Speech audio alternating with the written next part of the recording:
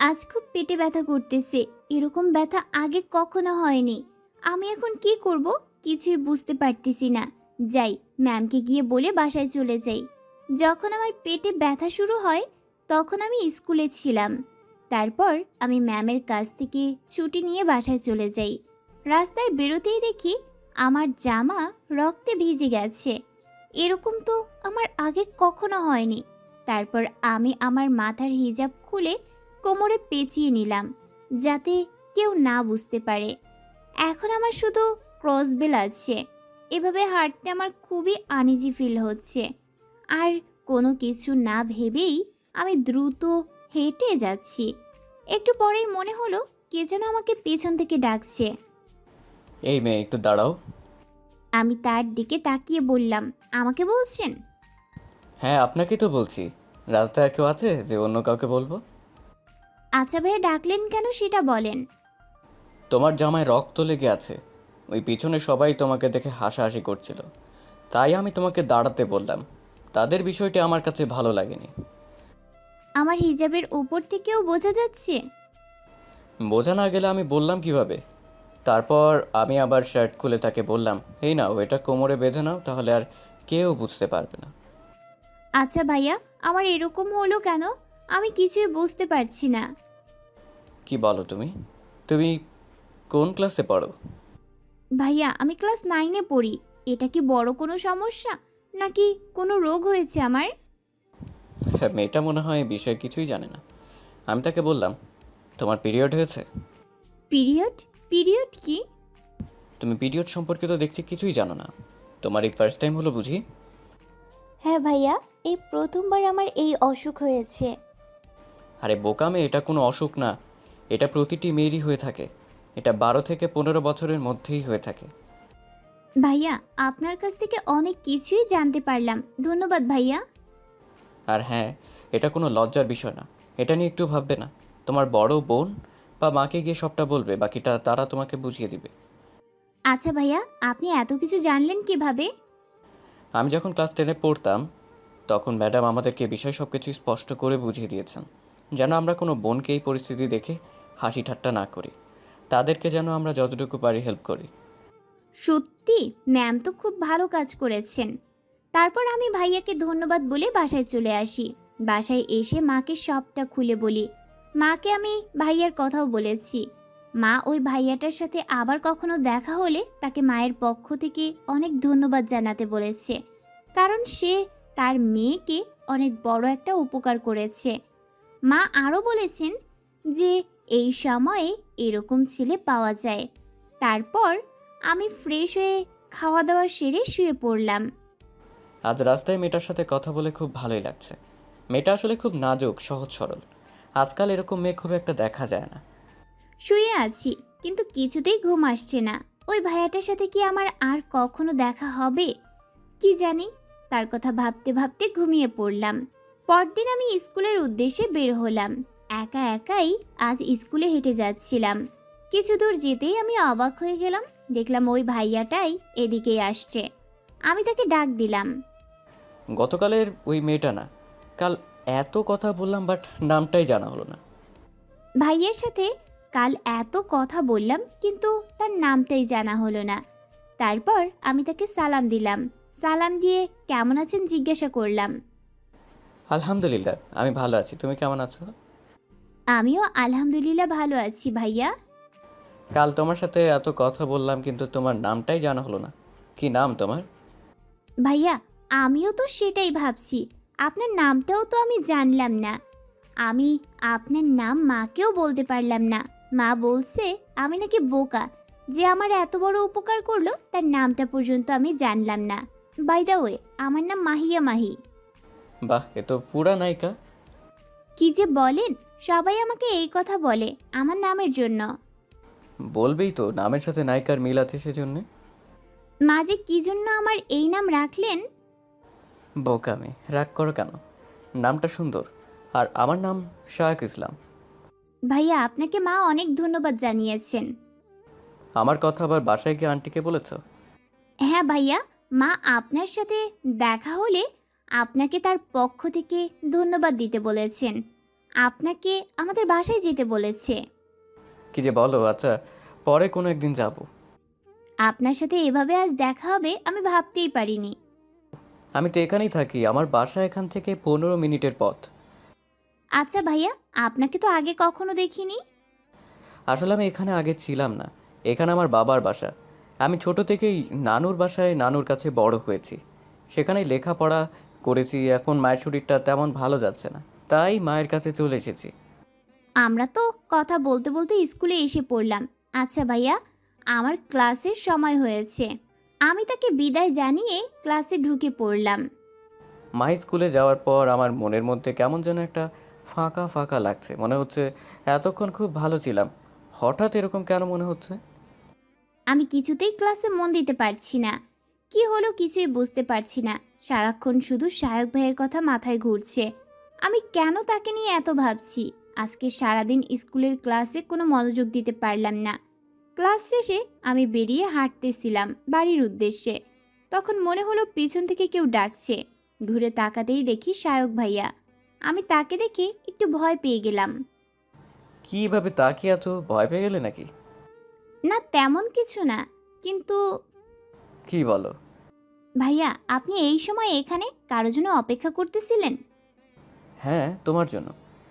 আমার জন্য অপেক্ষা করতেছিল শুনে আমি একটু থমকে গেলাম। আমি তাকে বললাম, আমার জন্য কিন্তু কেন? জানি না, আমার বাসায় যেতে ভালো লাগছিল না, তাই এখানেই বসেছিলাম। আপনি এতক্ষণ এখানেই বসেছিলেন? হ্যাঁ, ভাবছি তোমার সাথে একসাথে বাসায় যাব। আসলে ভাইয়া আপনি মনে হয় পাগল হয়ে গেছেন। হ্যাঁ, তাই হয়তো। কি যে বলেন! কথা বলতে বলতে আমরা বাসার সামনে এসে পড়লাম। আমি তাকে বললাম, ভাইয়া আজ চলুন আমাদের বাসায় লাঞ্চ করে তারপর যাবেন। মায়ের সাথেও আপনার দেখা হয়ে যাবে। আজ না মাহি, অন্য একদিন আসবো। আমি ভাইয়াকে বাসায় আসার জন্য অনেক রিকোয়েস্ট করছিলাম, কিন্তু ভাইয়া বলল পরে একদিন আসবে। কি আর করার, আমি বাসায় চলে গেলাম। আমি মাহিকে বিদায় জানিয়ে আমার বাসায় চলে আসলাম। ফ্রেশ হয়ে খেয়ে একটু শুয়ে পড়লাম। আমার কি হয়েছে আমি নিজেও বুঝতে পারছি না। সারাক্ষণ শুধু মাহির কথা মাথায় ঘুরছে। ওকে না দেখতে পারলে একটুও ভালো লাগছে না। আমি মনে হয় মাহিকে ভালোবেসে ফেলেছি, কিন্তু মাহিকে এইভাবে আমাকে মেনে নেবে? আমাকে কি খুব খারাপ ভাববে? না, আমি মাহিকে এসব কিছুই বলবো না। কী করবো আমি কিছুই বুঝতে পারছি না। এরকমটা ভাবতে ভাবতে আমি সারা রাত ঘুমোতে পারলাম না। সকালে ফ্রেশ হয়ে মাহির বাসার সামনে রাস্তায় মাহির জন্য অপেক্ষা করতে থাকলাম। সকালে ঘুম থেকে উঠে ফ্রেশ হয়ে নাস্তা করে আমি স্কুলে যাওয়ার জন্য বেরিয়ে পড়লাম। কিছু দূর হেঁটে যেতেই দেখলাম সায়ক ভাইয়া দাঁড়িয়ে আছে। আমি তার কাছে এসে বললাম, ভাইয়া আপনি? হ্যাঁ মাহি, আমি তোমার জন্য অপেক্ষা করছিলাম। চল আমি তোমাকে এগিয়ে দিয়ে আসি। আমি তো কিছুই বুঝি না, এভাবে প্রতিদিন দাঁড়িয়ে থাকে আমাকে এগিয়ে দিয়ে আসবে বলছে। আমি তাকে বললাম, ভাইয়া আপনার কষ্ট করে আসতে হবে না, আমি একাই যেতে পারবো। আমি তোমার সাথে গেলে তোমার খুব খারাপ লাগবে, তাহলে আমি চলে যাচ্ছি। ভাইয়া আপনি আমাকে ভুল বুঝছেন, সরি ভাইয়া। আমি আর তাকে নিষেধ করতে পারলাম না। কথা বলতে বলতে আমি স্কুলে পৌঁছে গেলাম। আজ স্কুলে ফুটবল খেলা ছিল, তাই বেশি ক্লাস হয়নি। আমি আমার বান্ধবীকে নিয়ে স্কুলের সামনের রাস্তা দিয়ে হেঁটে যাচ্ছিলাম। দূরে দেখি সায়ক ভাইয়া দাঁড়ানো। আমার সাথে আমার বান্ধবী থাকায় সে আমার সাথে আর কথা বলতে আসেনি, দূর থেকেই আমার দিকে তাকিয়েছিল। আমি বান্ধবীর সাথে বাসায় চলে আসলাম। এভাবে রাস্তায় দাঁড়িয়ে থাকায় মাহি হয়তো আমার মনের কথা কিছুটা হলেও বুঝতে পারছে। আমি কালকে আমার মনের কথা মাহিকে জানাবো। আজ সারাদিন খুব মাথা ব্যথা ছিল। আমি রাতে তাড়াতাড়ি খেয়ে শুয়ে পড়লাম। তাড়াতাড়ি ঘুমিয়ে পড়লে হয়তো মাথা ব্যথা কমতে পারে। কিছুক্ষণ চোখ বন্ধ করে শুয়েছিলাম, কিছুতেই ঘুম আসছে না। সায়ক ভাইয়ের কথা মাথায় ঘুরছে। সায়ক ভাইয়া আমার স্কুলে যাওয়ার সময় আসার সময় রাস্তায় দাঁড়িয়ে থাকে, কিন্তু কেন? আর আমারও তার সাথে কথা বলতে বলতে হাঁটতে খুবই ভালো লাগে। সব সময় তার কথাই মাথাতে ঘুরছে। তাহলে কি সায়ক ভাইয়া আমাকে আর আমি সায়ক ভাইয়াকে? ধুর, আমার মাথায় এইসব কি ঘুরছে? আমি কি ভাবছি এসব? এইসব ভাবতে ভাবতে কখন যে ঘুমিয়ে পড়লাম কিছুই টের পেলাম না। সকালে উঠে ফ্রেশ হয়ে নাস্তা করে স্কুলের জন্য বেরিয়ে পড়লাম। আমি আজ মাহির বাসার সামনে না একটু দূরে দাঁড়িয়ে মাহির জন্য অপেক্ষা করতে থাকলাম। আজ তো শায়েক ভাইয়াকে কোথাও দেখছি না। আমার কথায় আবার বেচারা কষ্ট পায়নি তো? আমার তো এভাবে একা স্কুলেই যেতে ইচ্ছে করছে না। এই কথা আমি শায়েক ভাইয়াকে কিভাবে বলবো? না না, তাহলে কি ভাইয়া আর কখনোই আসবে না? এরকমটা ভাবতেও আমার খুব কষ্ট হচ্ছিল। একটু সামনে যেতেই আমি অবাক হয়ে গেলাম। শায়েক ভাইয়া আমার সামনেই দাঁড়িয়ে আছে। আমি তাকে বললাম, আপনার কথাই এতক্ষণ ভাবতেছিলাম। আমি ভেবেছিলাম আপনি হয়তো আমার কথায় কোনোভাবে কষ্ট পেয়েছেন, তাই আজ আসেননি। না না, তোমার কথায় কষ্ট পাবো কি বলছো তুমি? তো ভাইয়া আজ বাসার সামনে না দাঁড়িয়ে এখানে দাঁড়িয়েছেন? বাসার সামনে এভাবে প্রতিদিন দাঁড়িয়ে থাকা বিষয়টি আমার কাছে একটু খারাপ লাগছিল তাই। ও আচ্ছা। মাহি, আমি তোমার সাথে কিছু কথা বলতে চাই। হ্যাঁ, বলে ফেলুন। এইখানে এভাবে দাঁড়িয়ে ওই সামনের পার্কে গিয়ে বসি, চলো। ভাইয়া আপনি কি বলছেন? আমার তো ক্লাস শুরু হবে। ওখানে গেলে তো আজ আর ক্লাস করতে পারবো না। আজ না হয় আমার জন্য একটু ম্যানেজ করে নিও। ভাইয়া আমাকে কি এমন কথা বলবে যে এখানে দাঁড়িয়ে বলা যাবে না? এমন কি কথা থাকতে পারে? তাহলে আমি যা ভাবছি তাই কি সত্যি হতে চলেছে? চুপ করে আছো যে, কিছু ভাবছো নাকি? ভাইয়া আসলে আম্মু এই বিষয়টি জানতে পারলে আমাকে খুব বকবেন। তুমি আমায় বিশ্বাস করো তো? হ্যাঁ, তা তো অবশ্যই। তাহলে চলো, কেউ কিছু জানতে পারবে না। আমি মাহির হাতটা ধরে হাঁটতে শুরু করলাম। এই প্রথম আমি কোনো মেয়ের হাত এভাবে ধরলাম। অনেকটা সাহস করে আজ মাহির হাত ধরলাম। ভাইয়া আমার হাত ধরাতে আমার শরীরের মধ্যে এক অন্যরকম অনুভূতি হলো। প্রথম কোনো পুরুষ এভাবে আমার হাত ধরলো। কি আমার দিকে এভাবে তাকিয়ে আছো? আমি মাহির হাতটা ছেড়ে দিলাম। ছেড়ে দিলেন কেন? কিছু বললে তুমি? কই, না না, কিছু তো বলিনি। কথা বলতে বলতে আমরা পার্কে এসে পড়লাম। মাইকে নিয়ে একটা বেঞ্চে বসলাম। তো ভাইয়া আপনি কি যেন বলবেন বলছিলেন, বলুন। মাহি, কথাটা বললে তুমি আমাকে ভুল বুঝবে না তো? আরে ভুল বোঝার কি আছে, বলুন। আমাকে ফিরিয়ে দিবে না তো? এমন কি কথা যে আপনাকে আমি ফিরিয়ে দিব? এভাবে বলছেন কেন? বলুন কি কথা। মাহি, আমি তোমাকে খুব ভালোবাসি। আমি তোমাকে বিয়ে করতে চাই। Will you marry me? আমি তার দিকে হাঁ করে তাকিয়ে থাকলাম। কি বলছে এসব? আমি মনে মনে যেটা ভাবছি আজ তাই সত্যি হলো। মাহি, আমি জানতাম তুমি রাগ করবে, কোনো কথা বলছো না যে, কিন্তু বিশ্বাস করো আমি তোমাকে এই কথা না বলে কিছুতেই ঘুমোতে পারছিলাম না। ঠিকমতো খেতে পারছিলাম না, তাই মনে অনেকটা সাহস নিয়ে আজ তোমাকে বলে ফেললাম। আমি মাহির হাত ধরে বললাম, প্লিজ মাহি, তুমি আমাকে ফিরিয়ে দিও না। আমি তার কথায় আর তাকে নিষেধ করতে পারলাম না। আমিও যে তাকে ভালোবেসে ফেলেছি। আমি তাকে বললাম, আচ্ছা সব ঠিক আছে বুঝলাম, কিন্তু আমার মা এটা মেনে নেবে না। তাহলে তুমি রাজি? সত্যিই তুমি আর একবার বলো না, আমি সত্যি শুনছি। হ্যাঁ, আপনি সত্যি শুনছেন, কিন্তু কোনো কিন্তু না, তোমার মাকে বোঝানোর দায়িত্ব আমার। আমি সবটা ম্যানেজ করে নিব। বাই দ্য ওয়ে, তোমার মা আমাকে একদিন তোমার বাসায় নিয়ে যেতে বলেছিল না? আজ আমি যাব তোমার বাসায় গিয়ে সবটা তোমার মাকে বুঝিয়ে বলবো। আজই যাবেন? আমার খুব ভয় করছে। প্লিজ তুমি এরকম করো না জান, আমি তোমাকে খুব ভালোবাসি। আই লাভ ইউ জান। তার মুখে জান কথাটা শুনে এক অন্যরকম ভালো লাগা কাজ করলো। প্লিজ আমাকে একবার আই লাভ ইউ বলো না, প্লিজ প্লিজ। আমি চোখ বন্ধ করে বললাম, আই লাভ ইউ শায়ক ভাইয়া। আবার ভাইয়া? কথা বলতে বলতে আমরা মাহির বাসায় এসে পড়লাম। বাসায় ঢুকে আমি মাকে শায়ক ভাইয়ের সাথে পরিচয় করিয়ে দিয়ে আমি আমার রুমে চলে গেলাম। এ কি মাহি, মনে হয় ভয় পাচ্ছে। যাই হোক, আমি আন্টির সাথে কিছু সময় কথা বলার পরে আমার পরিচয় সম্পর্কে আন্টিকে সবটা বললাম। তারপর আমি আন্টিকে আমার বিষয়টা খুলে বললাম, কিন্তু আন্টি প্রথমে মেনে নিতে রাজি হননি। আমি তাকে অনেক রিকোয়েস্ট করলাম, একই এলাকার হওয়াতে আন্টি আমার মা বাবাকে চিনতেন। আন্টি আমার মায়ের কথা বলাতে আর দ্বিমত করলেন না। তারপর আমি বাসায় চলে আসলাম। আজ আমার খুব আনন্দের দিন, যে দিনটার অপেক্ষাতে ছিলাম আমি। আমি বাসায় এসে আমার মাকে বলাতে আমার মাও মহাখুশি, তার ঘরে নতুন মানুষ আসবে। এর মধ্যেই ফোনে কল আসলো একটা অচেনা নাম্বার থেকে। ফোন রিসিভ করে ওপাশ থেকে মাহির কথার আওয়াজ। আমি বললাম, মাহি, এটা তুমি কার নাম্বার থেকে কল দিয়েছো? এটা আমার মায়ের ফোন। আমি বেশি সময় কথা বলতে পারবো না। মা টের পেলে শেষ করে ফেলবেন। আমি তো ভয়ে রুম থেকেই বের হইনি। মা এখন ঘুমাচ্ছে, তাই ফোন করলাম। মা কি বলল আপনাকে? সেটা তো বলা যাবে না। আরে পাগলামি কইরেন না তো, প্লিজ বলেন, আমার খুব টেনশন লাগছে। আচ্ছা পরে কথা বলছি, এই বলে আমি ফোন কেটে দিলাম। আমার মা আমাদের বিয়ের দেরি করতে চান না, তাই আগামীকাল আমার বাবা আর কাকা গিয়ে মাহিকে আমাদের বাসায় নিয়ে আসবে। পরে মাহির বাবা দেশে এলে আনুষ্ঠানিকভাবে আয়োজন হবে। মাহির বাবা দেশের বাইরে থাকে, এটা মাহির জন্য একটা অনেক বড় সারপ্রাইজ।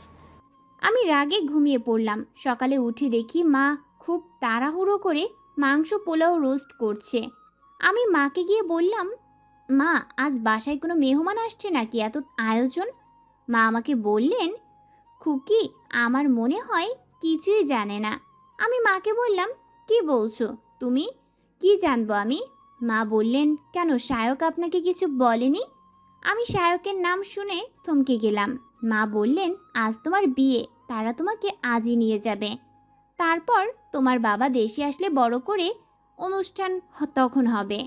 আমি মায়ের আর কোনো কথা না শুনে শায়ককে ফোন দিলাম, কিন্তু শায়কের ফোন বন্ধ পেলাম। আজ তোমাকে বোঝাবো। মাহি মনে হয় আমার উপর খুব রেগে আছে। থাক, সবটাই মানিয়ে নিব। তারপর আমার বাবা কাকা সবাই মিলে আমাদের বিয়ে সম্পন্ন করলেন। মাহিকে আমাদের বাসায় নিয়ে আসলেন। মাহি তো আমার উপর খুব রেগে আছে। আমি মাহিকে সবটা বুঝিয়ে বললাম, এই কান ধরলাম, আর কখনো এমন করবো না, প্লিজ। আর রাগ করে থেকো না। হ্যাঁ হয়েছে, আর কান ধরতে হবে না, আর কখনো এমন করবে না। একটু হাসো প্লিজ। তুমি এভাবে মুখ কালো করে রাখলে আমার একটু ভালো লাগে না। আই লাভ ইউ আমার সোনা পাখি। আজ আমাদের বাসর রাত। আজ আমি তোমাকে ইচ্ছে মতো আদর করব। তারপর আমি মাহিকে খাটে শুয়ে দিয়ে আমি মাহির শরীরে উঠে মাহির ব্লাউজ খুলে ফেললাম। এ কি করছেন আপনি? শায়ক আমার শরীরে হাত দেওয়াতে আমার এক অন্যরকম অনুভূতি হচ্ছে। তারপর আমি মাহির বুকের উপর হাত রেখে আলতো করে চাপ দিতে থাকলাম। মাহির দিকে তাকাতেই দেখলাম মাহি চোখ বন্ধ করে আছে। স্বামীর ছোঁয়া বুঝি এমনই হয়? আমি তাকে বললাম, আমি খুব ব্যথা পাচ্ছি। ব্যথা তো এখনো দেইনি, এর মধ্যেই ব্যথা পাচ্ছ? দিলে কি করবে? আর কি করতে চান আপনি? আমার অবুঝ বউ দেখছে কিছুই বোঝে না। তারপর আমি আমার শরীরের সাথে মাহির শরীর মিশিয়ে দিলাম। আহ, আমার খুব ব্যথা লাগছে, প্লিজ এবার আমাকে ছাড়ুন। আই লাভ ইউ জান, প্লিজ আর একটু সহ্য করো। আর পারছি না। এটা তো সুখের ব্যথা জান। আমি সারা জীবন তোমাকে এভাবেই ভালোবাসতে চাই। আমিও তোমাকে সারা জীবন আগলে রাখতে চাই। আই লাভ ইউ জান। আমি মাহিকে শক্ত করে জড়িয়ে ধরে বললাম, আই লাভ ইউ টু সোনা পাখি।